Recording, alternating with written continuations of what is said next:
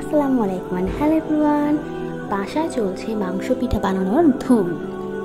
তো প্রথমে কড়াইতে তেল, পেঁয়াজ, আদা, রসুন, হলুদ, মরিচ, লবণ, সয়া সস, টমেটো সস, মাংস দিয়ে মাংস পিঠার ভিতরের অংশটা তৈরি করে নেওয়া হলো।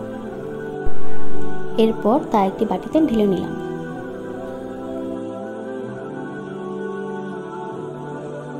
পরের স্টেপে চলে গেলাম।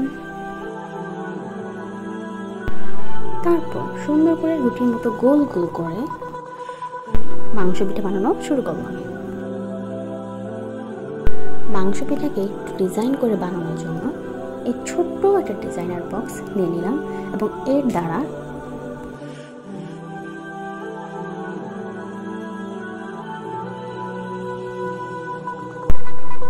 তো মাংস পিঠার স্টেপ তৈরি হয়ে গেলে আমরা নেক্সট ভাজার স্টেপে যাব। দেন মাংস পিঠা ভেজে পরিবেশন করে নিন।